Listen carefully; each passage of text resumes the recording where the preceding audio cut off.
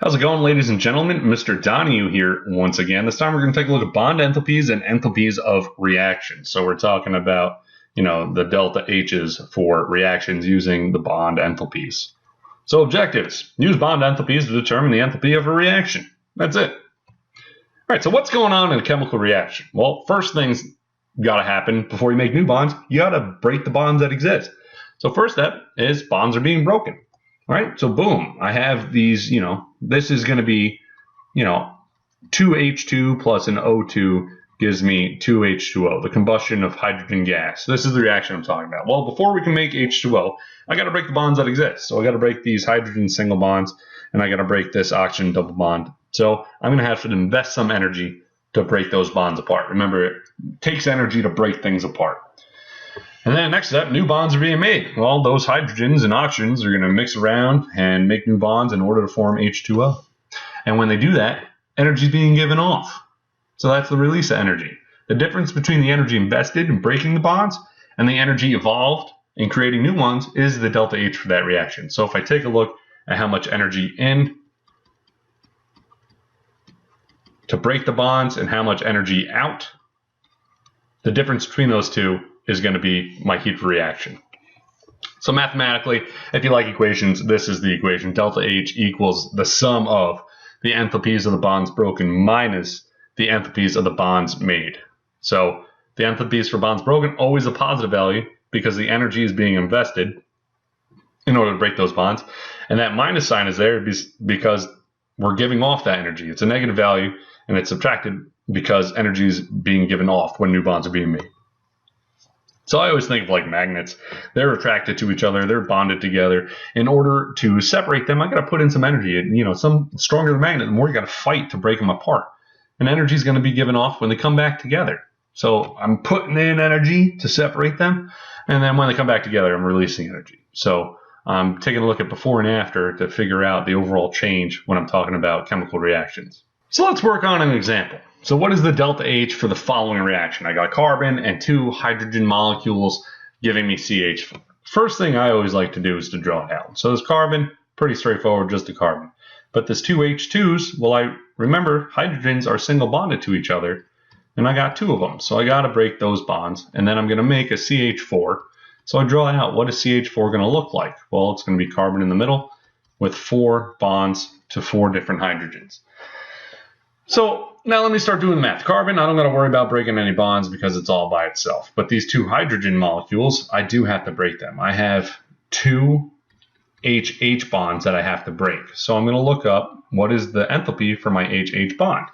All right, well, I got 2 times 436 kilojoules per mole because I got 2 of them. So that's going to equal, I'm going to do the math, I'm going to do it right this time, 872 kilojoules per mole to break those apart. Now, I'm doing a reaction. I'm making new bonds. I'm bonding with that carbon. I have, well, what kind of bonds do I have? I have hydrogen-carbon bonds, and I have 4 of them. So I'm going to have to do 4 times. I look up the enthalpy for carbon bonded to a hydrogen. It's 413. And then I end up with 1652. All right.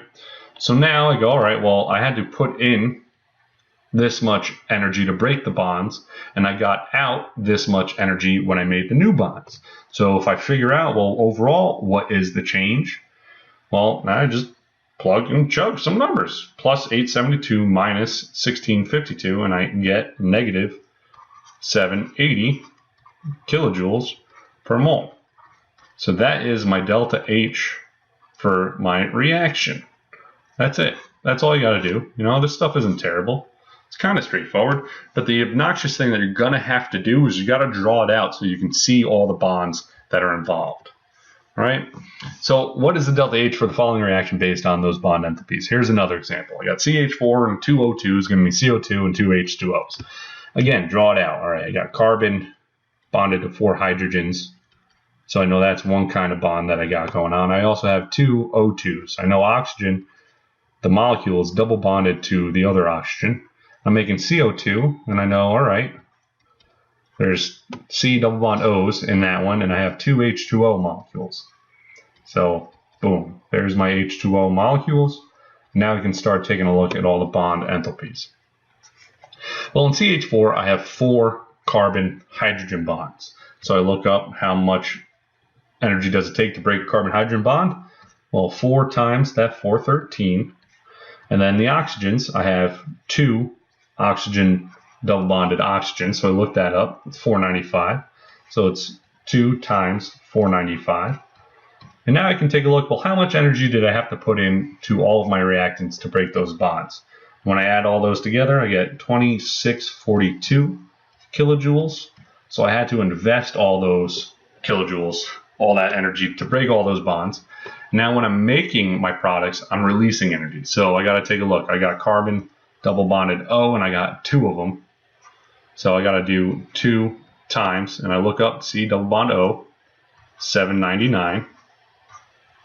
And then I also have hydrogen bonded to oxygen, and I have, how many of those? I got 4 of those. So I look it up.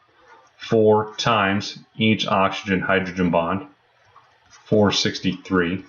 And when I add all those together, I get 3450, I hope, kilojoules.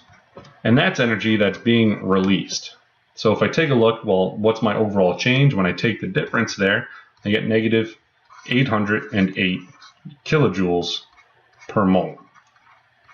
I put in 2642 and I got out 3450. So overall, the change is releasing 808 kilojoules per mole. Now, you may have a question like, all right, I'm talking about oxygen-hydrogen bond being 463. Well, what if it was hydrogen to oxygen? Well, it's still 463. It's the same bond. Don't let that confuse you. You can switch the order of them. It doesn't really matter. So do you get what I'm saying? You picking up and putting down, smelling what I'm stepping in? Do you wish I would stop talking? Then 1, stop yelling at me. 2, stop watching the video. Skip over the additional practice I'm about to do, and go do some practice on your own, whatever. I don't really care. All right, so here's another third and final example for you. I have H2CCH2 and an H2O making the CH3CH2OH. So again, I'm going to draw everything out. This H2C is telling me I got 2 hydrogens bonded to the same carbon, and then I have another carbon with 2 other hydrogens. And now I can tell there's got to be a double bond here, because carbon needs to have its octet, so I know that's going on. That's why drawing this stuff out, always helpful. I have H2O, which hopefully I'm familiar with it this time, and then CH3 is carbon with 3 hydrogens on it. And then it says CH2, so that's bonded to a carbon that's got 2 hydrogens on it, and then an OH, so I got an O bonded to an H there. So again, let me take a look. All right, well, what kind of bonds do I have? I have hydrogen-carbon bonds, and I have, count them, 1, 2, 3, 4. I have 4 of them, so I do 4 times, I look up the carbon-hydrogen bond enthalpy, 413. And then I also have carbon double bond to carbon. I look up that at 614. There's only 1 of those. Then I also have hydrogen bonded to oxygen, and I have 2 of those. So 2 times the OH bond enthalpy, 463. And that's all of my reactants. So when I add all those together, I get 3192 kilojoules per mole. That's how much energy I got to put in to break all those bonds. Now I'm making new bonds. Well, I have hydrogen carbon bonds, and I count them, 1, 2, 3, 4, 5 of them. So I got to do 5 times that value, again, 413. Plus, all right, well, I got this carbon-carbon single bond, and I only got 1 of them. So I look it up. Oh, I'm missing that, huh? I looked it up, and the carbon-carbon single bond enthalpy in my table says 348 kilojoules, and there's only 1 of them. All right, so moving on. Now I have a carbon-oxygen bond, and I can look that up. That's 358. And then the last kind of bond I have is an oxygen-hydrogen bond right here. So I look up the oxygen-hydrogen. There's only 1 of them, 463. So when I add all those together, I get, I hope, 3234 kilojoules per mole. So again, I had to invest that much energy, and then this much energy was given off. So I take the difference between those, and I get a negative 42 kilojoules per mole. And I really hope I did that correctly. Yeah, so to summarize, you look at the structures, determine what bonds are being broken and which ones are being made, and determine how many of each. You know, got to account for the coefficient in front where they're applicable, and then take the difference between the energy invested in breaking the new bonds of all the reactants and the energy released by making the new bonds for the products. Yeah, so one thing that I might recommend you guys do is like, all right, cool, I found this carbon-hydrogen bond. There's 4 of them. Maybe scribble them out so you do a little housekeeping and you know which ones you took care of, right? That's how I could have prevented noticing that I missed this bond right here, but, you know, what are you going to do? All right, hope you found it helpful. See you in class. Okay, bye.